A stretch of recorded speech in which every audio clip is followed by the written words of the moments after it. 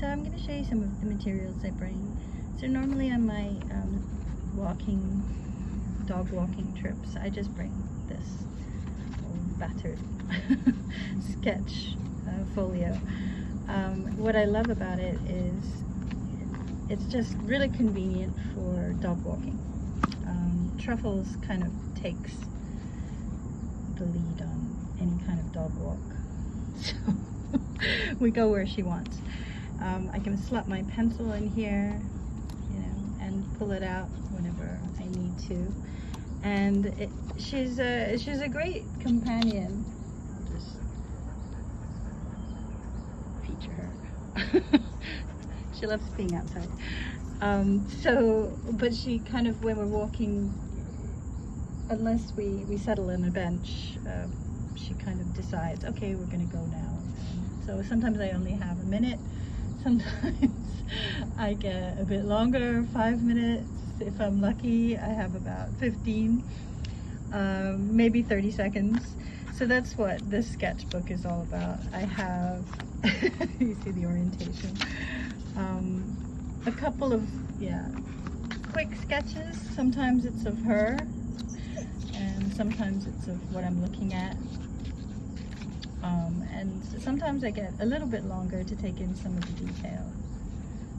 But I generally try to keep this sketchbook for things that I am seeing on my walk, even if I stylize it like this. So, for example, this was something that I was looking at, but I stylized it as I was drawing it and started to think how I could maybe use this in patterns. For this one, it's definitely a scene I was looking at, and she's looking out over the hills through the scene to the city. The starting point was her, and then I was just kind of stylizing what I was seeing. So I try not to draw too much from imagination on my dog walks, because when I'm in my studio, it's good to have something that was from the real world to base whatever imaginary things you're drawing on. So the same with this, although I mean there's absolutely nothing that looks like this in the real world.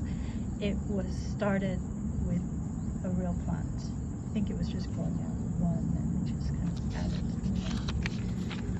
it. So this is the Timbusu bark, which we just saw. And you can see that, it started just as a study of the fissures, and then it just kind of got away from me. This is actually something, I'll just pan, you can see it started there. Hey baby chasing flies. And so it turned into an experiment of different textures. This was some imaginary building. So this one, again, you can see that it's probably a little bit based on real life and a bit imaginary. So that's mostly it. This one's definitely imaginary because I don't have this scene in front of me. But it started with a couple of men walking down the street who I could see from my hilltop view. And then it morphed into this. So their poses, their postures, and they were each carrying things. I think they were carrying a pole, not a scythe, and a bucket, not a basket. But you can see how, from real life, you can kind of let your imagination go a little bit. The same with this. It was just a couple of security guards, I think, that were hanging out, and then I kind of added to it in the background. Okay, this was just some bug crawling around. I made it into some weird beast. I love studying leaves, so very often, if nothing is really inspiring me, there'll be a dead leaf somewhere, and I'll just start to do a contour drawing of that leaf. It's very good practice for your hand-eye coordination. But these are obviously a little bit more with reference to the page as well. So with a blind contour drawing, what you tend to do is only look, so if I was drawing this leaf, for example, I would only be looking at the leaf that I was looking at. Makes sense, rather than the page. So when I drew this as a kind of contour drawing initially, I was looking at the leaf, you know, for a couple of seconds, and then looking back at the page and drawing, looking at the leaf and drawing, looking at the leaf and then back at the page. So you get quite an accurate line of what you're seeing. But it is very good practice to do a blind contour, which is what we're going to do today. And it's kind of fun, and it loosens you up a little bit, so that you're not so restricted by getting things accurate, and the results can be quite surprising. So the other thing I love drawing is grass. We have a lot of grass on this hill, so this one is very ready, and very often this is because Truffles likes to sit in the grass, on the grass, and sun herself. So I can either stand there and do squats, or I can sit down with her and draw some grass. So that's what this is. And they're beautiful, actually, the grass flowers. You can see that all the little details come out when you're forced to, by your dog, to sit down and study them. The same with other bits and bobs that you might pick up. So here was just a dried flower, actually, that was just lying on the ground, but it was such an interesting shape that I had to draw. A branch. An imaginary butterfly based on a butterfly that flitted by me and was too quick for me to capture all its details, so I just kind of added my own. Okay, more grass flowers. Beautiful stuff.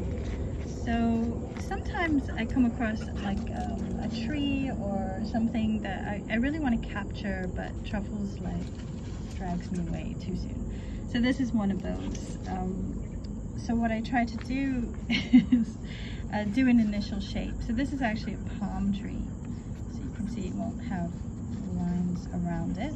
But generally when you want to draw a palm, that's the shape that you're looking for, right? It's actually, if you can imagine a palm leaf, it's really just a gigantic leaf and then somebody's cut, right? Like paper cut all around. So as you draw it, that can help you guide your pen when it comes to doing the little leaves. Yeah. So this is a tree down the hill, so I know that I'm going to revisit it. So far I've visited it twice, and that's as far as I've gone. So that's also the beauty of having a sketchbook. This was a very interesting leaf. Sorry, this was a very interesting seed pod. Kind of looks like a crown. I think that's why I liked it. And then I could imagine it being on a little fairy, maybe. Something like that. Oh, this little dude, so he's there. It's this little kingfisher, and he has this favorite crazy tree, which is this crazy tree. I don't know what tree it is. I should look it up somewhere. But anyway, it's like a tree, and then it has all these crazy branches, and they stick out like that. And he loves it. It's his perch, and we always see him in this tree. And he jumps down from that tree and picks up like a grasshopper. There's loads of grasshoppers around here because there's loads of grass. And he eats it, and he goes back, and he's always talking to himself, kind of like me. And I also love drawing bird's nests in the rain trees. So rain trees are these beautiful trees that have an umbrella shaped thing, but their trunks always seem to have a bird's nest fern in them. And they're quite beautiful. Again, this is like, there's a bit of a foresty bit in our neighborhood, so I like to draw the trunks. So this was abstracting that and seeing how I could use it maybe in a pattern. Yeah, okay, so I have this other book which I study a little bit at night on creating tessellations and geometric shapes and stuff, so that was just me practicing. Not strictly what I like to do in the sketchbook. That's the dog, right? Serious and smiling. So she kind of goes like this when she's like on this hill. And she hears a dog, then it goes like this. And then when the dog goes away, she's like this. So here again, there were little things in the grass, little kind of clovery things, and I was drawing just the outline shape and then abstracting it. So I can see this as being three beautiful shapes that I could take into a pattern, right? Three variations of the same type of thing. And it would make quite a beautiful pattern. Yeah, this was a flower, actually for this leaf, the same time I was sitting down and drawing this. And I only had time to draw the outline before Truffles decided we were carrying on our walk. So when I came back to it another day, I started adding in all these other abstractions, and it became a weird horror type face. I don't know. This was a real thing, which I thought was very, very cool and interesting, almost futuristic when it comes out, or well, more like plumbing really. But anyway, it's actually, you know, the banana. Okay, maybe you all haven't seen a banana flower before, but it's a banana. It kind of sticks out, and then all the bananas go in. like they would grow out from, there'd be a banana from each of these things, and then the banana flower would be at the end. It was bent, but it would usually be kind of like that. I'll insert a picture of a banana flower so you know what I'm talking about. And what's this? Oh, just more random drawings of dog and palm trees in the distance. And grass flowers. You can see there's a theme, right? I don't think your sketchbook has to be anything amazing. You can sometimes come up with something amazing. I don't tend to dwell on mistakes or rip them out. So, for example, okay, actually this is not a dog. This is it's very dog-like. This is a lizard, and it's awful. But because I kind of, it ran away, so I couldn't really look at it to draw. So I only really got this part before it ran, and the rest of it is awful. But I don't rip things out, because I think you can sometimes take that and create something quite interesting later on. For example, this. Right? I mean, as a shape, it's kind of weird and not very pretty, but the more you like tweak it, you can actually add usually a dark horror element to it, and that kind of makes it interesting. And the same goes with this. I don't like the composition of it. It's very linear, a bit messy, but you know, you never know. In future weeks, I might look back at it and say, oh, I can do something with this. Or I could like create something with a variation of it. I quite like the trunks. Right, zoom down. So you know, this is quite cool texture.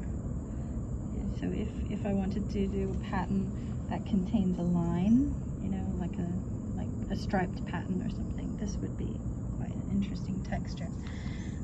So I don't think you have to get very precious about your sketchbook. I think that's why I like a small sketchbook. You can see that it's about this size, the size of a pen, and it gives you enough wiggle room to do quick studies like this. The other thing I like is that it has these little folds. So I thought I'd show you all the things I collect. Feathers, bird flu. This is an interesting feather. It's beautiful. This one is from a myna, I think. I think this one is not. This one looks raptor feather, maybe some kind of either juvenile kite. I have no idea. Maybe an owl if I'm lucky. But anyway, it's just pretty, and they kind of inspire me. So if there's really nothing around, or she takes me somewhere where I'm a bit bored, I can take some of these out and draw them instead. And it's nice to see how they dry. So sometimes I would have been drawing, for example, this fresh, and then I stick it in here, and maybe in a couple of weeks see how it's changed. Like I drew this one fresh. This is a rain tree flower. See better. It's kind of pretty. It's like a fan.